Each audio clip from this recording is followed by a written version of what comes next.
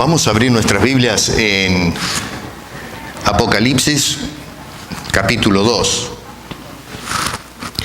Y vamos a ir con la vista al verso 12 del libro de Apocalipsis. Capítulo 2, versos 12 al 17. Dice: y escribe al ángel de la iglesia en Pérgamo, el que tiene la espada aguda de dos filos, dice esto: yo conozco tus obras y dónde moras, donde está el trono de Satanás. Pero retienes mi nombre y no has negado mi fe, ni aun en los días en que Antipas, mi testigo, fue fiel, muerto entre vosotros donde mora Satanás. Debo decir, fiel fue muerto entre vosotros. Pero tengo unas pocas cosas contra ti, que tienes ahí a los que retienen la doctrina de Balaán, que enseñan a Balac a poner, o enseñaba, a poner tropiezo ante los hijos de Israel, a comer de cosas sacrificadas a los ídolos y a cometer fornicación. Y también tienes a los que retienen la doctrina de los nicolaitas, la que yo aborrezco. Por tanto, arrepiéntete, pues si no, vendré a ti pronto y pelearé contra ellos con la espada de mi boca. El que tiene oídos, oiga lo que el Espíritu dice a las iglesias. El que venciere, daré a comer del maná escondido, y le daré una piedrecita blanca, y en la piedrecita escrito un nombre nuevo, el cual ninguno conoce sino aquel que lo recibe. Padre, muchas gracias por tu palabra. Te imploramos en esta hora tu bendición y que tu Espíritu Santo tome o asuma todo control de lo que se dice y se hace partiendo de las Santas Escrituras. En el nombre de Cristo Jesús. Amén. El título de esta predicación, esto es una serie, ya yo lo he indicado, el título general es El tiempo está cerca, pero el título es bastante dramático. Y es dramático basado en lo que nos dice el escritor en estos versículos. Dicho título es un llamado a desparasitar la iglesia. Y eso es el objetivo de este mensaje de Jesús glorificado a la iglesia de Pérgamo. Hermanos queridos, miren, estamos viviendo en un punto crucial de nuestra historia cristiana. Muchos no lo ven esto, o si lo ven no lo quieren aceptar o reconocer. Pero vivimos en un momento en que nos urge, es imperante, limpiar la iglesia de Jesucristo. Desde el punto de vista de la salvación, definitivamente, teológicamente hablando, no se puede limpiar la iglesia porque eso es algo que lo hizo Dios, es el que limpia al pecador, y Él ha lavado a su iglesia, a la esposa del Cordero. Pero cuando estoy hablando de una limpieza es cepillar toda la basura que se ha ido tirando a través de los años. Y especialmente, y siempre insisto, en las últimas décadas del cristianismo, donde hemos hecho la iglesia un pote de basura. Y lo digo en términos muy fuertes. Hay quienes me dicen que soy arrogante cuando hablo en estos términos, pero realmente es que no entra otra terminología. Si se hubiese levantado hoy Juan el Bautista, creo que usaría términos todavía mucho más ásperos o más duros de lo que estamos usando desde este púlpito.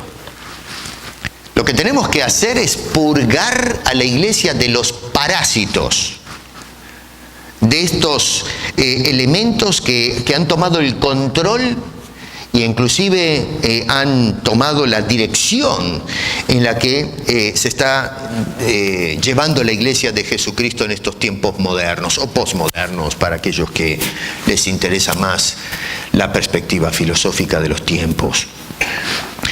Necesitamos purgar a la iglesia de esta infestación causada por los nuevos o neopastores y neoapostolado y este movimiento profético también que está pegado todavía en nosotros y que son tóxicos para el desarrollo normal de la iglesia cristiana y que nos ayude en este siglo XXI hasta que el Señor Jesucristo venga, que no sabemos cuándo va a suceder.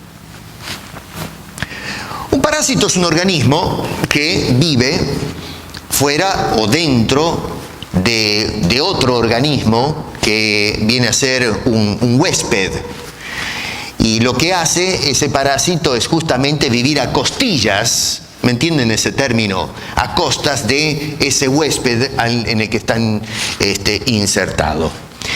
Y la iglesia de hoy es un organismo vivo, pero lamentablemente se le ha pegado, se han metido dentro y fuera estos parásitos, estos elementos que están haciendo estragos con la iglesia de nuestro bendito Señor. Entonces es hora de que la iglesia de este tiempo, nuestra iglesia, la iglesia que el Señor fundó, que se rebele. Necesitamos una revolución, tiene que rebelarse contra este tipo de dictadura que se está imponiendo en la fe cristiana. Es decir, estos delincuentes que hoy se llaman líderes de la iglesia y que practican una tiranía despiadada, francamente, con el pueblo de Dios y robándole, desgarrando de las manos de Cristo su control y dominio de dicha iglesia. Lo que tenemos es, el pueblo de Dios se desangra en la actualidad espiritualmente en manos de estos individuos. Así que hay que pararse. Es tiempo de pararse, de levantar la voz, de tomar las riendas de esta iglesia y decir ya basta con lo que está sucediendo en la actualidad. Este tipo de cosas que estoy diciendo, y que no soy yo solo, pero muchos pastores están uniendo la voz y están empezando a protestar contra estas cosas. Esto no es patrimonio de esta iglesia.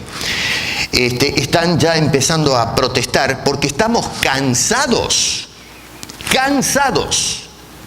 de ver el abuso sistemático que se está dando en la iglesia. Y al fin se están levantando la voz. Y yo sé, a veces nos escriben voces de protesta diciendo que, en fin, lo que estamos haciendo no está bien, pero bueno, obviamente los que van a defender el pillaje de la iglesia, de ninguna manera van a aceptar que lo que estamos diciendo es lo correcto. Siempre van a defender su patrimonio, van a defender aquello que les produce rédito, ya sea dineros o almas perdidas, para engañarlas y de esa manera hacerse populares entre la gente de la sociedad.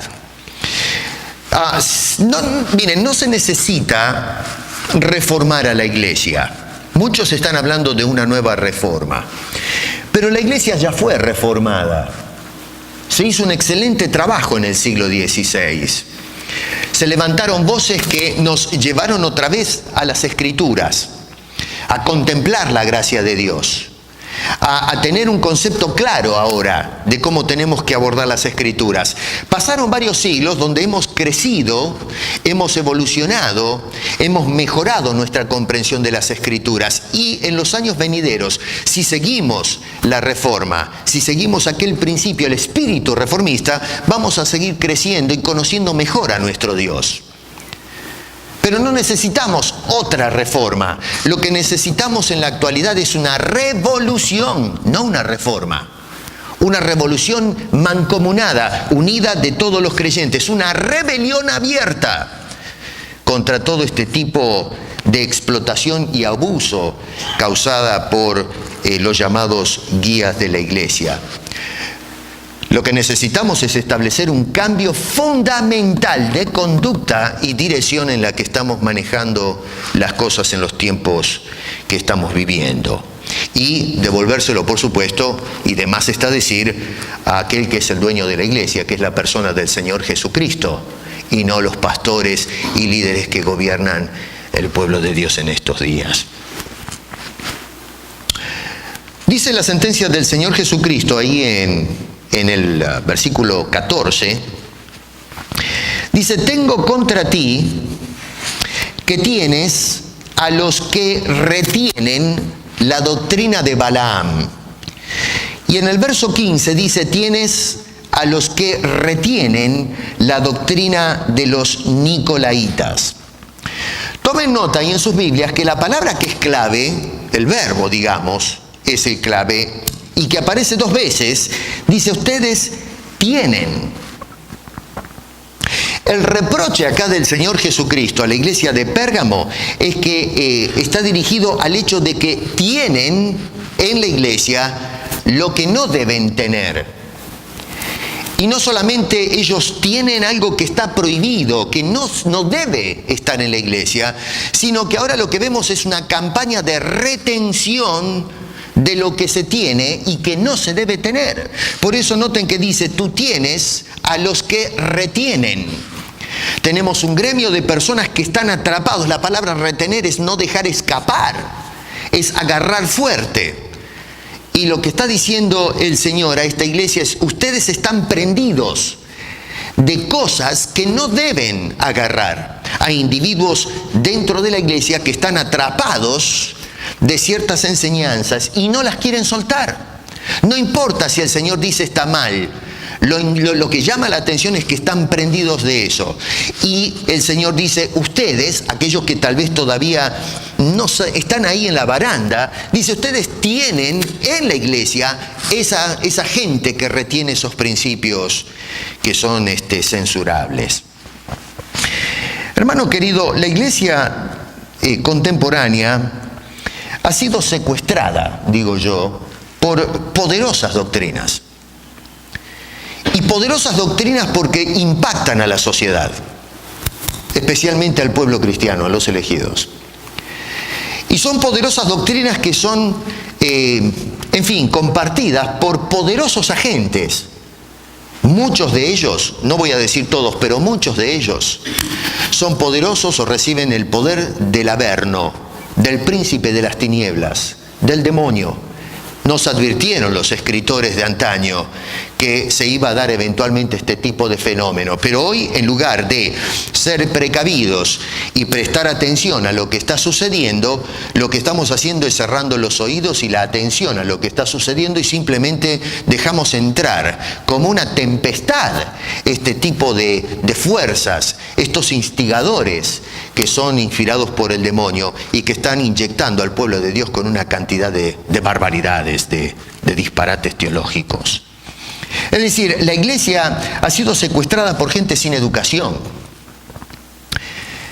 A veces escucho a algunos de los predicadores, me llama la atención que nos dicen a nosotros los que protestamos contra estas cosas que somos soberbios, que somos arrogantes. Quizás porque estamos usando términos contundentes contra este tipo de cosas. Puede ser.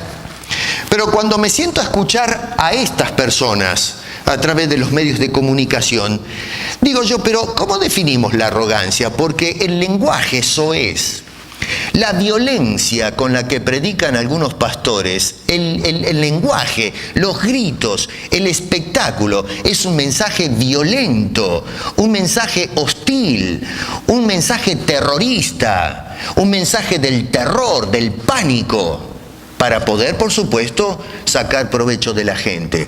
Algunas de estas personas, algunos de estos pastorcillos, ni siquiera han terminado la escuela.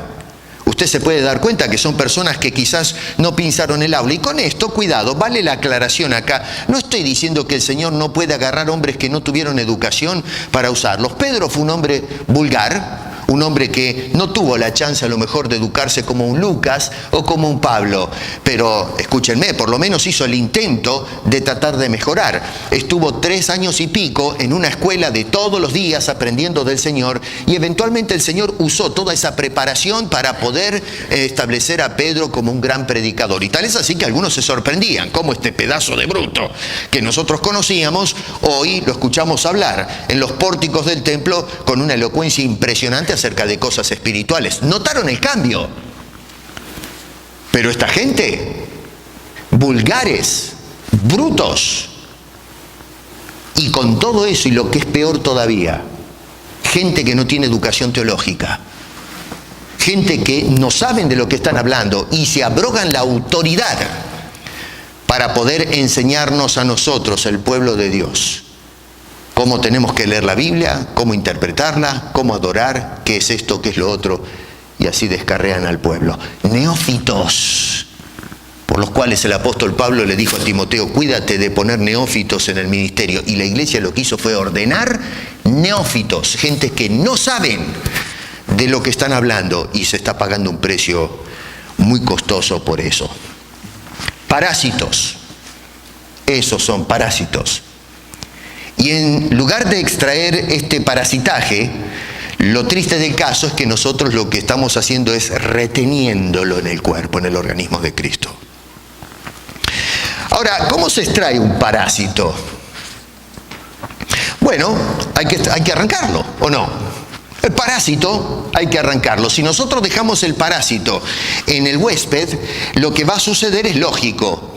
Va el huésped a trabajar doble. ¿Por qué? Porque tenemos que alimentar o nutrir nuestro organismo y al mismo tiempo estamos nutriendo al parásito.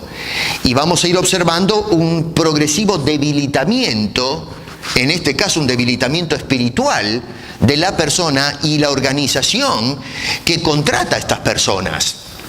Si usted quiere estar enfermo, be my guest, quédese con el parásito. Si usted quiere ser una persona raquítica espiritual, siga adelante con esta gente. Siga trabajando a brazo partido para alimentar a esos sinvergüenzas. Pero si usted quiere sanidad, tiene que arrancar de una vez y por todas ese parasitaje infeccioso que está secando al pueblo de Dios en este siglo XXI en el cual nosotros estamos viviendo. Por eso digo que necesitamos una revolución, no una reforma en la iglesia contemporánea. Las doctrinas cristianas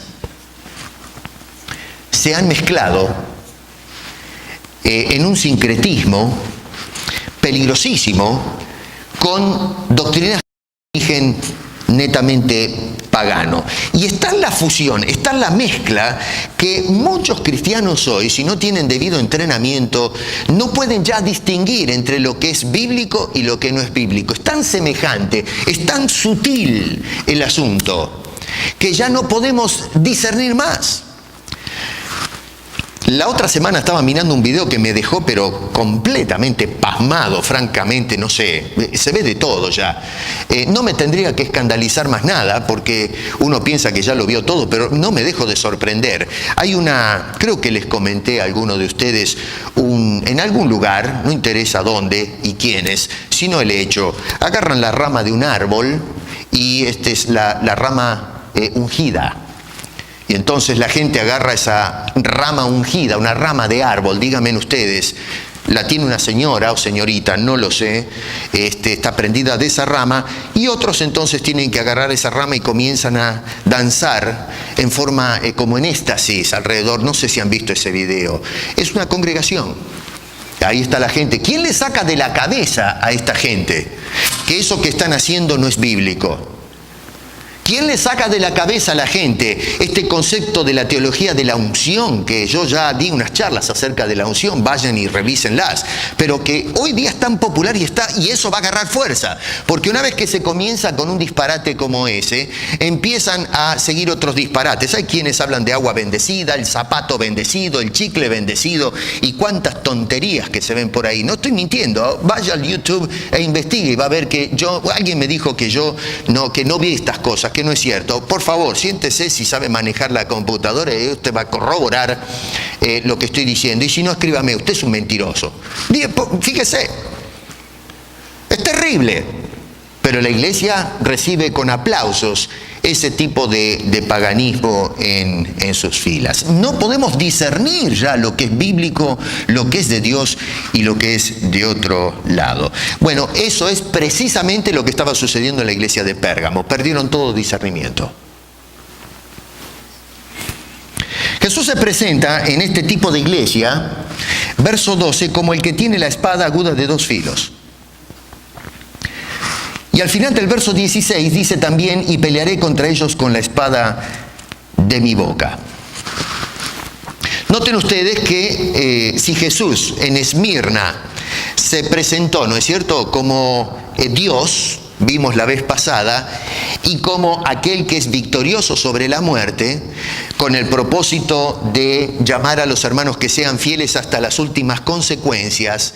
En este caso ya no se presenta en esos términos, sino que dice que se presenta como un juez severísimo, con tremendas palabras de reprensión y también de advertencia sobre estas personas que se manejan en estos términos como la gente de Pérgamo.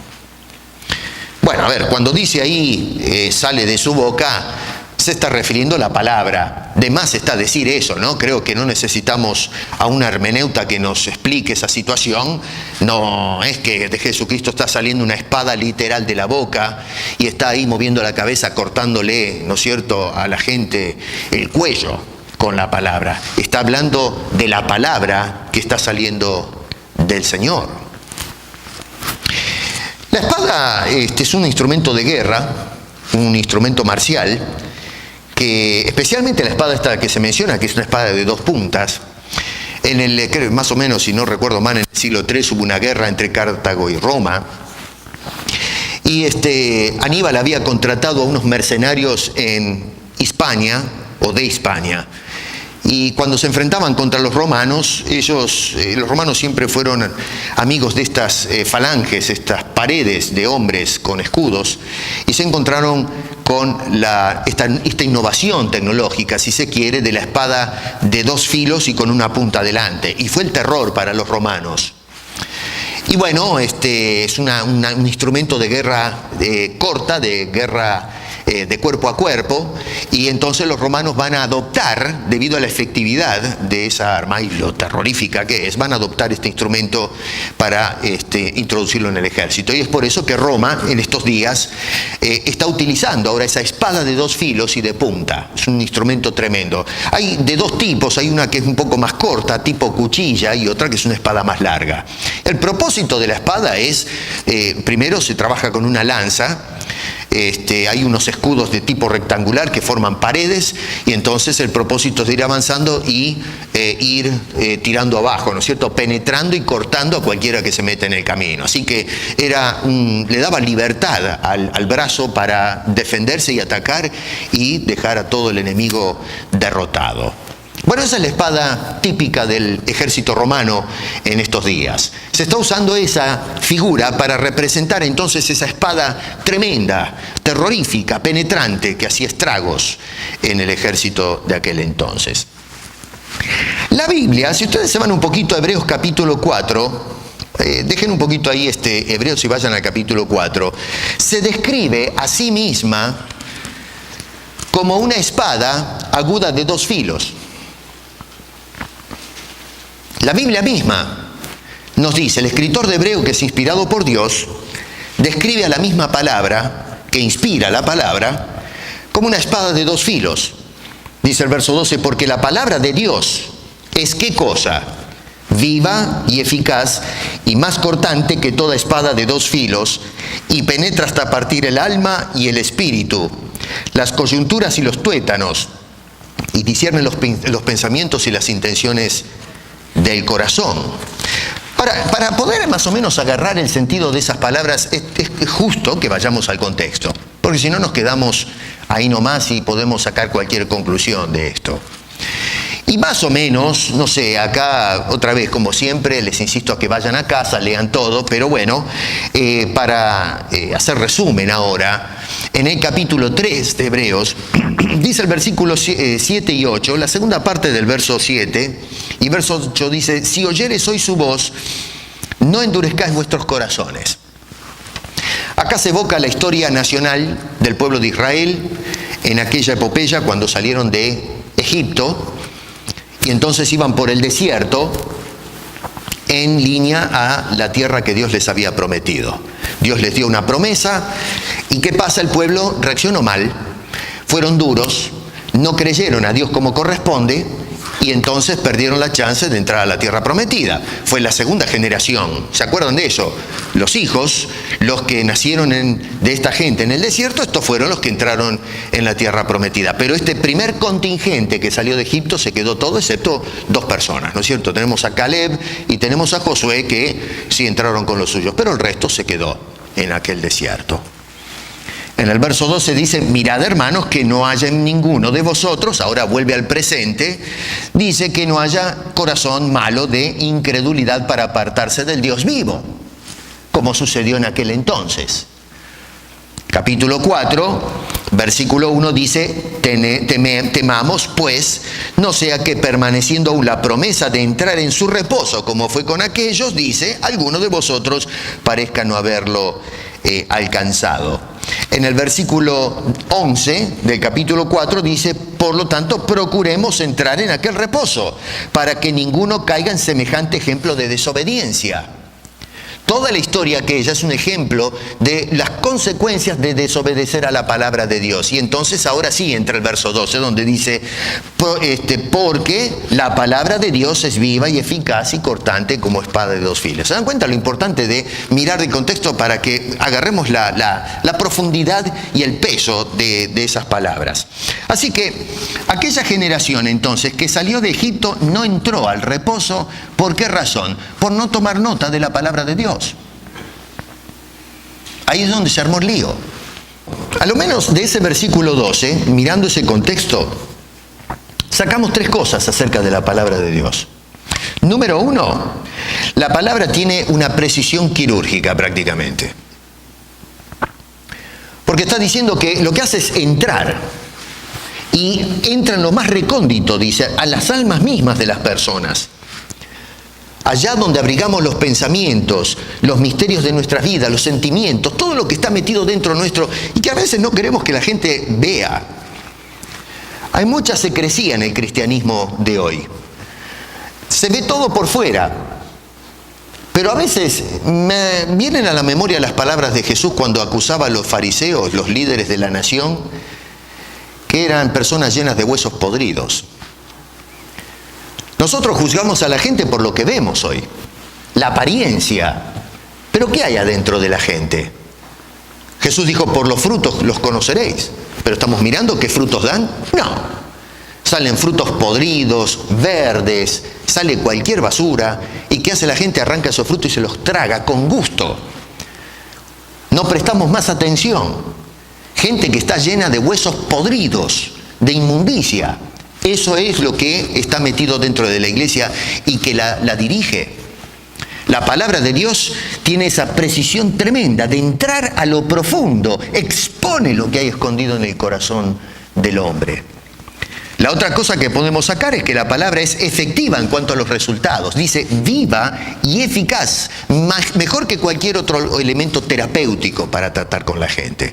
Y número 3, tiene autoridad para exponer y juzgar, ¿no es cierto?, debidamente las intenciones de los hombres. Hay autoridad en esa palabra. Bueno, en fin, no quiero explayarme mucho en eso, hay mucho que se puede decir acerca de la palabra de Dios, pero a lo menos esos son los detalles que la misma Biblia nos dice que es la palabra de Dios. Volviendo a Apocalipsis, se nos está diciendo que de la boca de Jesús sale una espada de 2 filos, la palabra de Dios a través del Cristo glorificado. Y noten que no soy yo, sino la palabra la que discierne las cosas. Así que es la palabra de Jesús la que va a exponer esa palabra cortante, penetrante, de 2 filos, que va a entrar en el corazón mismo, en el alma de Pérgamo. Y digo yo, de la iglesia contemporánea también, para exponer a la luz todo lo que está mal.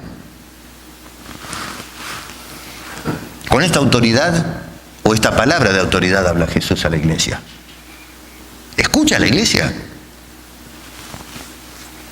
¿Y cuál es el resultado que busca Jesús al abrir su boca, al exponer esta espada de 2 filos? Lo que busca Jesús es el arrepentimiento de la iglesia. Verso 16, en la primera parte. Lo que está buscando Jesús es un cambio de actitud radical y también de intenciones, de dirección. La iglesia de Pérgamo no puede seguir en esas condiciones. La iglesia contemporánea tampoco puede seguir en las condiciones en que va. La actitud de los líderes y los creyentes no es la correcta, no vamos bien. Y no solamente la actitud, pero vuelvo a repetir, la dirección en la que nos estamos moviendo no es correcta. Nosotros observamos un fenómeno interesante, que es que cada vez nos estamos alejando más de los principios bíblicos apostólicos. Estamos moviéndonos en la dirección en que nuevas cosas se están dando y se las adjudicamos a Dios en el Espíritu, pero no son del Espíritu, son paganistas, son cosas extrañas que nada tiene que ver con las Escrituras, no tiene comparación en la revelación bíblica. La sociedad de Pérgamo, que estaba bastante más al norte de Esmirna, aproximadamente 110 kilómetros al norte. Esmirna quedaba a unos 85 kilómetros de Éfeso. Estas son dos ciudades costeras, Pérgamo también, pero un poco más al interior.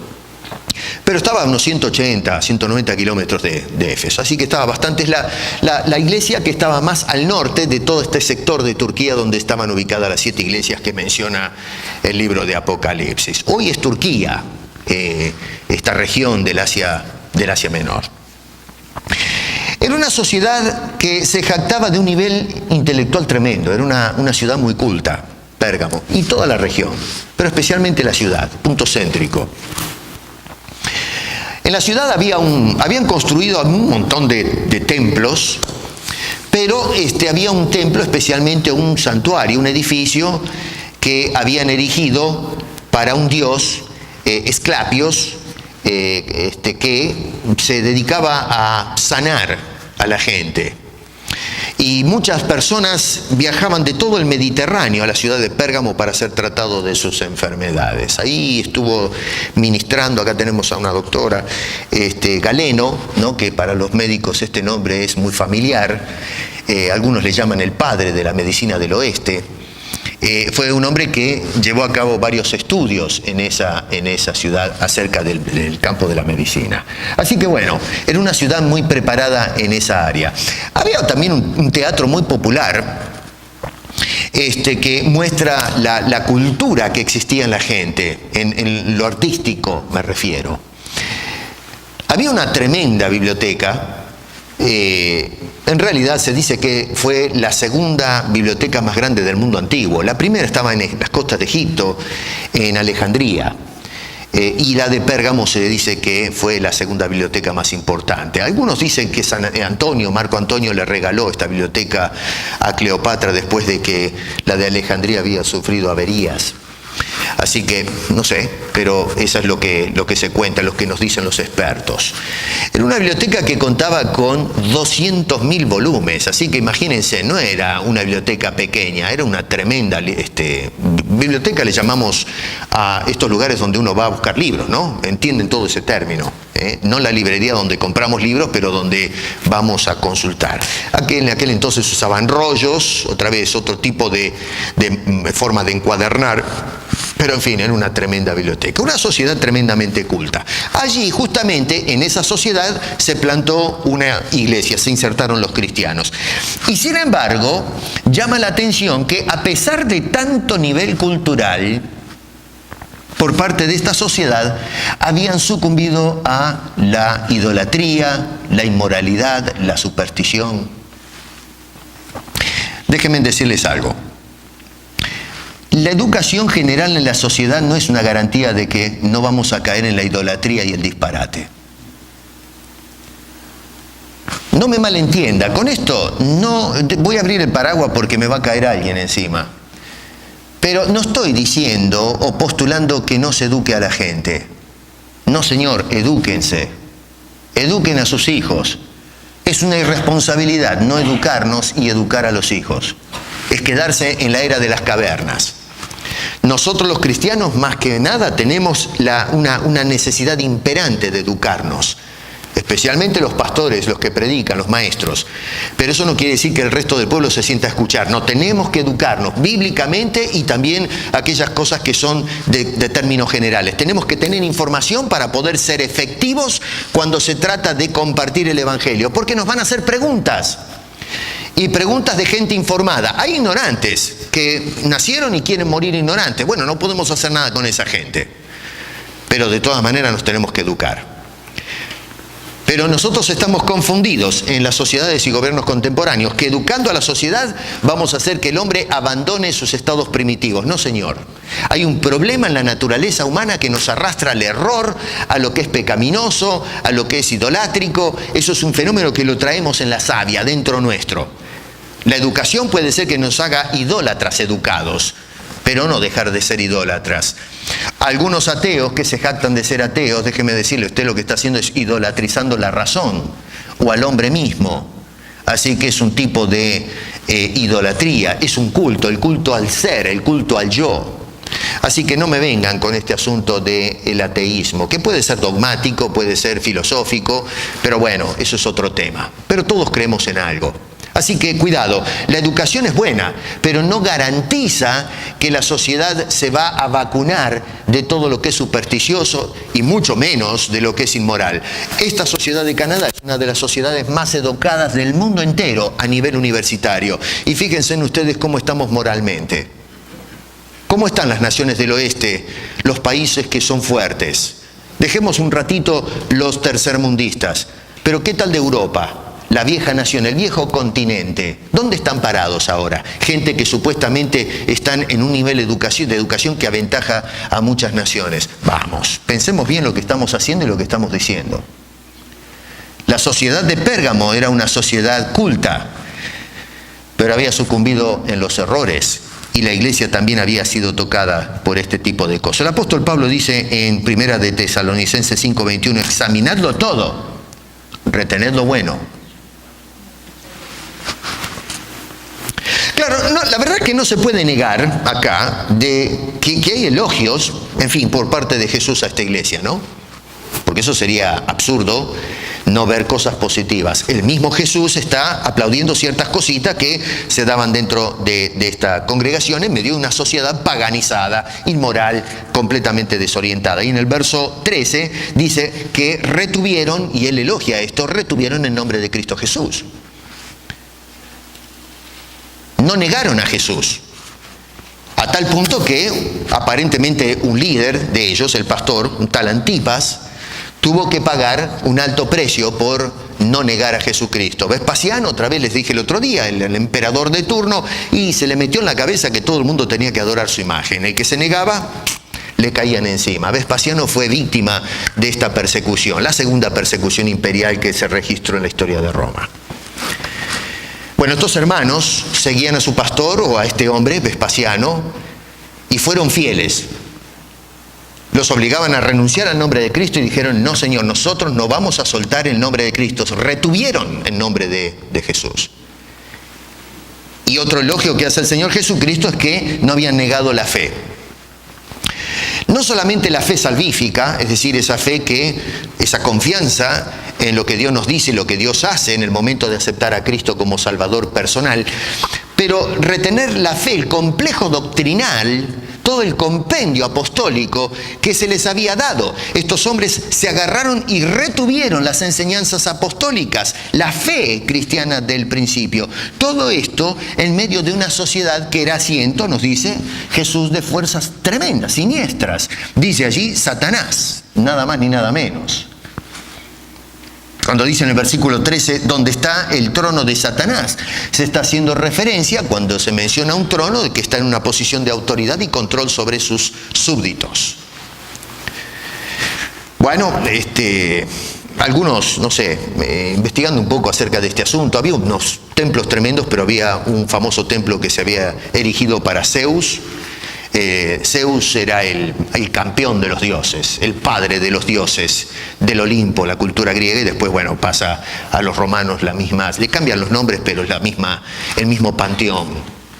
Y bueno, había un tremendo templo, muchos sugieren de que hay una referencia a ese templo de Zeus en Pérgamo. Yo no lo sé, puede ser, Pero lo cierto es que acá Jesús no está mirando el templo de Zeus, sino al mismo príncipe de los demonios, tomando control de toda la sociedad de Pérgamo y, podemos decir, de todo el imperio romano que gobernaba en ese momento. Así que lo que tenemos cuando se habla de un trono es un punto de influencia, de control, de gobierno sobre toda la sociedad.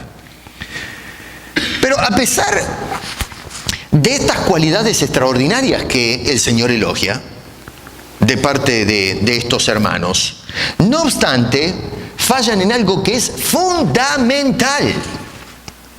Y acá el Señor los agarra.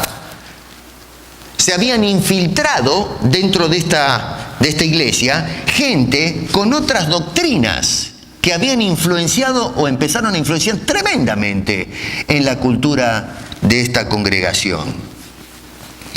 Yo no sé si esto es especulativo lo que voy a decir, si tal vez esta infiltración de estos hombres con doctrinas raras fue el resultado de la muerte de Antipas. Murió el pastor y chao, sonaron, quedaron expuestos y se metieron estos parásitos, ¿no? Y comenzaron a hacer estragos con la iglesia. Eso no lo sé, eso es una especulación nada más. Algo sucedió. Parece que mientras estuvo Antipas anduvieron fenómenos, pero murió Antipas y se terminó todo el cuadro. Eso amerita más estudio, más lectura, más información. Eso se los dejo a ustedes para que tal vez les pique la curiosidad y tal vez quieran investigar más sobre el asunto. Esto es una referencia personal, nada más. Es cierto que Jesús dice ahí, tengo unas pocas cosas contra ti, pero por ser pocas, hermano querido, no quiere decir que no son nocivas para la iglesia. El hecho de que sean cosas que a nuestra vista parezca insignificante. Otra vez, repito, el mismo Señor dice, tengo pocas cosas contra ti, pero no eran insignificantes, al contrario, esas pocas cosas eran tan graves que están echando a perder el elogio que Jesús tiene para esta iglesia. Dice, esto está bien, pero acá, señores, tenemos que parar, y el Señor Jesucristo les tira las orejas a estas personas. El testimonio de la iglesia está empezando a colapsar. Y por supuesto, no solamente la vida de la iglesia como testimonio público, sino la vida de cada creyente en esa sociedad que podemos llamar una sociedad culta, pero al mismo tiempo ignorante en cosas del paganismo. A tal punto que el mismo Señor Jesucristo lo que hace es que demanda un acto revolucionario, un cambio de actitud drástico en el verso 16. Arrepiéntanse, de lo contrario van a tener que sufrir las consecuencias de semejante cosa, de semejante obstinación. Volvemos a lo que nos dice Hebreos.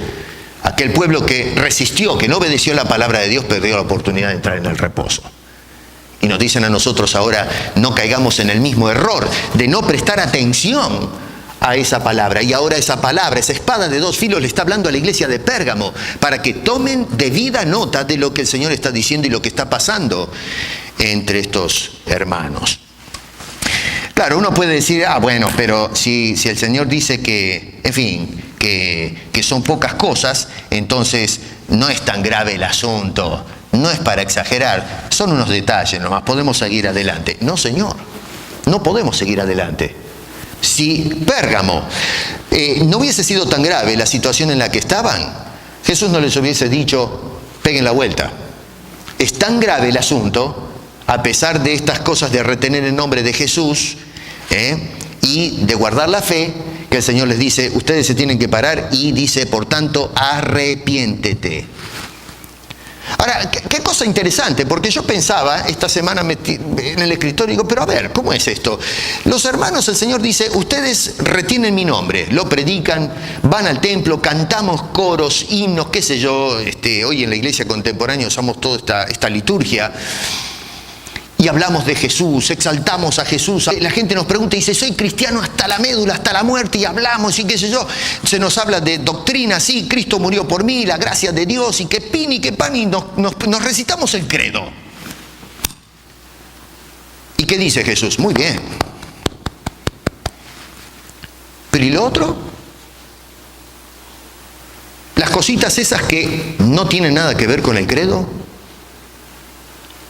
que están al lado del nombre de Cristo, cosas que no son de la Biblia sino de afuera, cosas que se están insertando hoy, por ejemplo, en la iglesia, como pasaba en Pérgamo. Nosotros pensamos que por el hecho de que usamos el nombre de Jesús y porque ciertamente conocemos muchas de las doctrinas de la Biblia, aquellas cosas que no son de la Biblia, que son paganas, que son extrañas a la fe, que eso no tiene ninguna influencia y ninguna importancia para el Señor, que para Dios todo está bien, pero que estamos locos. ¿Desde cuándo somos nosotros los señores de la iglesia? ¿Desde cuándo determinamos nosotros lo que es aceptable a Dios? ¿Cuándo perdimos la punta del hilo?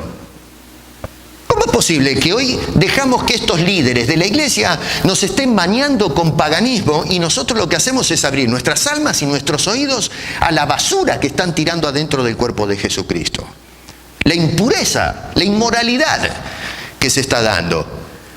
Pero como acá predicamos de Cristo, alabamos a Cristo, está todo bien. Lo otro, bueno, hay que ser tolerante y paciente con el mundo en el que estamos viviendo. Jesús dice, arrepiéntete. Eso no puede seguir en esas condiciones. Y otra vez es la espada de dos filos que sale de la boca de Jesús, no de mi boca. Es Jesús el que nos está hablando acá.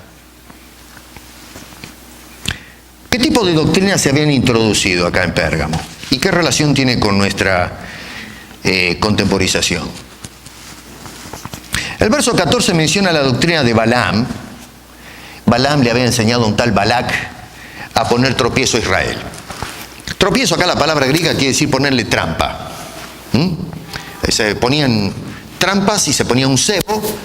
En aquel entonces se usaban otros métodos, algunos hoy usan la escopeta, qué sé yo, pero bueno, en aquel entonces para agarrar animales se usaban mecanismos bastante inteligentes y el cebo, ¿no? El alimento que atraía o seducía al animal. Bueno, a eso se refiere esa palabra griega. Este hombre lo que hacía era, le explicó a Balac cómo ponerle cebo para que prendan los hijos de Israel y caigan en la trampa y de esa manera meterse en problemas. Balaam es un personaje del Antiguo Testamento, lo van a encontrar en el libro de Números 22 en adelante, del capítulo 22 en adelante. Fue un profeta de Madián, sinvergüenza el hombre. Balac fue un rey de los moabitas, uno de los que tuvieron. Hubo siempre problemas entre los de Moab e Israel, había cierto resentimiento, cierto odio hacia el pueblo de Israel. Balac va a negociar con Balaam, el profeta, diciéndole, mira, yo quiero que maldigas a este pueblo. Y bueno, Balaam lo paró Dios en seco y le dijo, tú no me vas a maldecir mi pueblo, lo vas a bendecir. Y Balaam lo que hizo es obedecer a Dios, bendecía al pueblo. Pero, cuidado, bendecía a Dios, pero al mismo tiempo nos dice, creo que Judas en el verso 11, dice que por el amor al dinero empezó a hablar con Balac y le empezó a sugerir, yo no puedo maldecir al pueblo porque me meto en lío con Dios, pero sabes una cosa, te voy a dar un consejo, ven para acá. Y le empezó a decir cómo podía hacer tropezar al pueblo de Dios, de tal forma que ellos al pecar, la maldición de Dios caiga sobre ellos sin que comprometa a Balaam como profeta. Déjeme que le lea un par de pasajes, a ver, en Números, para que más o menos ahora se den una idea de lo que estamos diciendo, ¿no? Váyanse si quieren ahí al capítulo 25 del libro de Números, a ver si lo encuentro esto. Capítulo 25, versos 1 al 3, dice, moraba Israel en Sitim. Insisto, lean en casa después capítulo 22, 23 y 24, donde se relata todo el incidente. Pero dice, el pueblo empezó a fornicar con las hijas de Moab, las cuales invitaban al pueblo a los sacrificios de los dioses, o sus dioses, y el pueblo comió y se inclinó a sus dioses. Dice, así acudió el pueblo a Baal Peor, y el furor de Jehová se encendió contra Israel. Más adelante en el capítulo 31, verso 16, dice, he aquí por consejo de Balaam, este profeta madianita, ellas fueron causa, las hijas de Moab, de que los hijos de Israel prevaricaran contra Jehová en lo tocante a Baal Peor, por lo que hubo mortandad en la congregación de Jehová. ¿Qué pasa? Jesús entonces lo que está haciendo, está evocando, está trayendo a la memoria aquellos episodios. ¿Quiénes eran estos individuos? No sabemos, pero lo que está tratando de mostrarnos, está usando una figura del pasado para mostrar lo que está pasando en Pérgamo ahora. Y la protesta de Jesús es justamente eso, que había individuos que retienen la doctrina de Balaam. Bueno, ¿cuál es la doctrina de Balaam? Bueno, enseñaba a fornicar al pueblo de Israel. Le habían metido enseñanzas que eran tolerantes y que en última instancia llevaba al pueblo a la inmoralidad, a la idolatría, a la perversión espiritual, la fornicación espiritual. Estaban ciertamente confesando a Cristo Jesús, estaban reteniendo la doctrina apostólica, pero también estaban reteniendo otras doctrinas que lo que hacían era llevar al pueblo a prevaricar, a fornicar espiritualmente. Es decir, personas, como dice Santiago, adúlteros. Por un lado se casan con el Señor, pero por el otro lado retienen esta basura, este tipo de cosas que se manifestaba en esta ciudad. Estos parásitos bendicen a Dios y también hablan de la doctrina apostólica, pero le están poniendo trampa al pueblo de Dios y la iglesia está pecando. ¿Entienden lo que estoy diciendo? La iglesia está pecando. No solamente estamos viviendo en una forma inmoral, sino que tenemos lo que no debemos tener. Tenemos a los que retienen esa doctrina. ¿Qué les parece a ustedes? ¿Ustedes piensan que está bien eso? ¿Que eso está bien con el Señor, ese tipo de cosas en la iglesia contemporánea? ¿Cómo puedo llamarme yo un fiel devoto de Cristo cuando cierro los oídos a esta severa advertencia que hace Jesús a la iglesia, no solamente de Pérgamo, pero esto es un asunto que otra vez se ha repetido lo mismo que sucedió en el primer siglo? No aprendimos absolutamente nada de la experiencia de aquellos hermanos.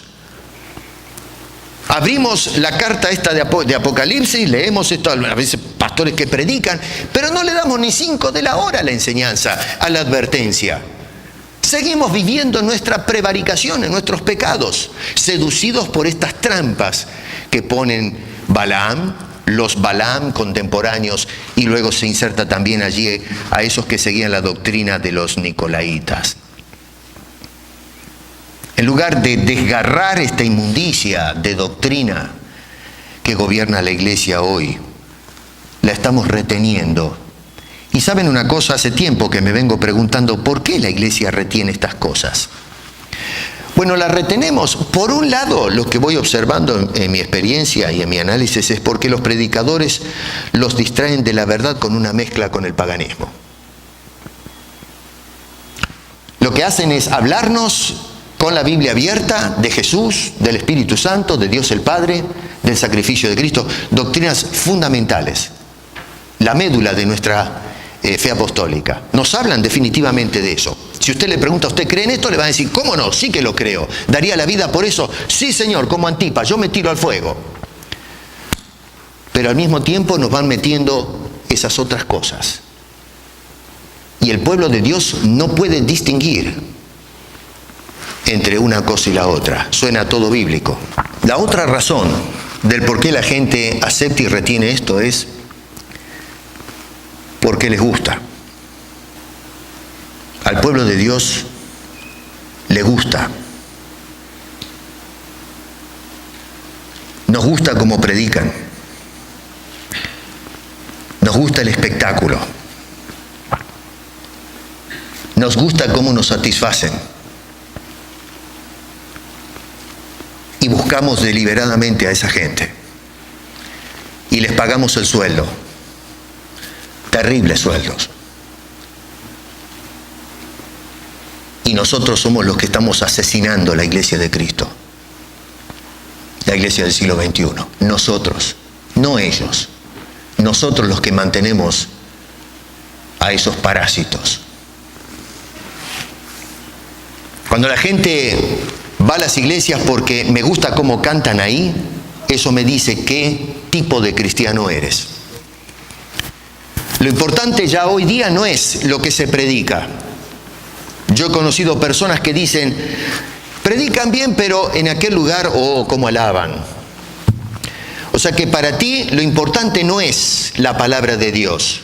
Lo importante es lo que te satisface a ti. Lo que estás buscando es que te diviertan el domingo en el culto o cualquier día de la semana, no sé. Cuando miramos los escandaletes que se hacen en la iglesia, me divierte. Me voy hablando de la experiencia que tuve. En otras palabras, nosotros estamos mirando este fenómeno porque satisface mi ambición morbosa.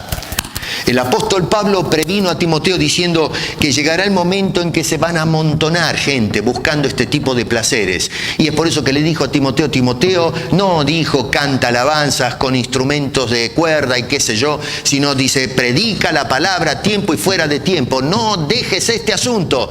Y la razón es porque va a venir tiempo cuando habrá comezón de oír pavadas, idioteces, paganismo. Y la gente va a recibir eso con brazos abiertos. Me gusta esto, me hacen sentir bien. Y eso es lo que está pasando en la iglesia. Lo que pasó en Pérgamo y lo que está pasando en la actualidad. Ese es el gran terror del cristianismo contemporáneo, como fue el terror en la iglesia de Pérgamo. Retenemos el nombre de Cristo, retenemos las doctrinas, pero no queremos soltar la basura. No queremos desgarrar a la iglesia de los parásitos. Los amamos, nos sentimos a gusto y nadie me va a sacar de la cabeza que esa gente le hace bien a la iglesia, a mi iglesia, y los voy a retener cueste lo que cueste. Y no me interesa que alguien me diga lo contrario. No me interesa que Jesucristo con su espada de dos filos me esté hablando en mis narices, diciendo, arranca eso, arrepiéntete, cambia de dirección, porque tus méritos, tus elogios no alcanzan, no son purgados cuando permites ese tipo de anomalías dentro de la iglesia, mi iglesia, la que yo compré con mi sangre. Bueno, hermanos queridos, ¿de qué quiere Jesús que nos arrepintamos? Rápido y termino con esto. Número 1. Nos quiere que nos arrepintamos de retener una doctrina mezclada. Hay que arrepentirse, hay que confesar y pegar la vuelta. Abandonar eso. Número 2, tenemos que arrepentirnos de retener a los parásitos que la proclaman. La iglesia tiene que empezar a mandar el blue, el pink, que es el papelito que mandan para despedir a los empleados. Bueno, tenemos que empezar a despedir pastores y apóstoles. Las iglesias tienen que revolucionarse contra sus pastores y sus apóstoles. Es hora que las iglesias digan, usted está despedido. No queremos más profetas Balaam o aquellos que siguen a los nicolaitas. La iglesia tiene que despedir, echar, expulsar de una vez por todas los parásitos que hay dentro de la iglesia cristiana. No que nos echen a nosotros de la iglesia. Es nuestra iglesia. Es la iglesia de Cristo, nos pertenece. Dios nos hizo coherederos de este precioso don. Y tenemos que defender la muerte. Nosotros hemos sido llamados para ser defensores y baluartes de la verdad. Así que no debemos dejar que nos despidan a nosotros de la iglesia de Cristo. Nosotros tenemos que despedir a esta basura de la iglesia, purgarla, limpiarla, sacar los parásitos de una vez por todas y arrancarlos y tirarlos lo más lejos posibles. Y cerrar la puerta, no abrirla nunca más a esta gente. Revolución, no reforma. Limpieza de la iglesia de Cristo Jesús. Y número 3, tenemos que arrepentirnos de practicar un cristianismo repugnante a los ojos de Dios, porque no nos va a tener por inocentes. Un llamado a desparasitar la iglesia. Y tenemos que comenzar en Toronto, y esto tiene que extenderse por todo el mundo. Yo me sumo a la voz. Yo no soy original en esto. Perdón. Esto está sucediendo en muchas partes de nuestro querido continente, Latinoamérica. Hay cristianos que me escriben y dicen, estoy cansado. Y hay pastores con los que me he hablado que dicen, estoy cansado. Muchos estamos cansados y espero que todos ustedes estén cansados también. Y que empecemos a correr la voz y a decir basta. Fumiguemos la iglesia. Dijo un político, y voy a usar su término, debemos desratizar a la iglesia. ¿Entiende eso? Desratizar, él lo dijo de los políticos, pero yo lo digo de la iglesia, hay que desratizar la iglesia, limpiarla de una vez. El santuario de Dios es un santuario santo, para gente santa, gente que ama la palabra de Dios, no la basura. Porque Dios no nos va a tener por inocentes si continuamos manteniendo esta lacra, esta basura que está dentro de la iglesia. Se ofenden algunos que nos ven por YouTube, lo lamento mucho, pero dicen en mi tierra, al pan pan y al vino vino. Si no le gusta lo que predicamos, no nos mire más. Y si usted defiende este tipo de cosas, usted está defendiendo algo que es totalmente indefendible. Yo prefiero obedecer a mi Señor y no a los charlantines que andan sueltos por ahí con palabras y retóricas convincentes. Que el Señor nos ayude. Vamos a orar. Padre Celestial, yo quiero decirte, perdónanos, porque todos somos cómplices en una u otra medida de habernos quedado quietos y abrirle la puerta a un montón de gente que se han ido metiendo de a poco, y nos has advertido que iba a suceder esto, pero no prestamos atención. Que en una forma sigilosa iban a empezar a fermentar. Y tú dijiste, cuidaos del fermento, de la levadura, de los fariseos, de los legalistas. Y nunca escuchamos tus consejos, Señor. Y hoy esta harina, esta cosa ha leudado dentro nuestro y se ha metido, ha filtrado a tal forma que ahora son ellos los profesores de seminarios, los pastores de iglesia, los maestros de escuela dominical. Esos son los que educan la nueva generación de niños, los están intoxicando, envenenando. Y nosotros dejamos que esto se meta en tu iglesia que compraste con un precio infinito. Perdónanos, Señor, te imploro tu perdón, límpianos. Y aunque nos duela, Señor, arranca la escoria, arranca esta espina que tenemos hincada en el costado. Te imploramos, Señor, que purgues a tu pueblo, límpialo de toda esta maldad.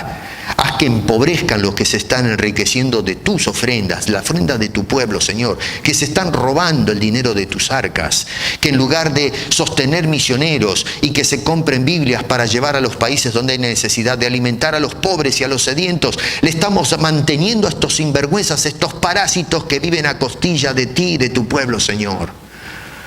Por favor, limpia, purga tu iglesia, te lo rogamos, Señor. Ayúdanos. Y si tenemos que hacer limpieza aquí también, estamos a tus órdenes. Porque te lo pedimos en el nombre de Cristo Jesús.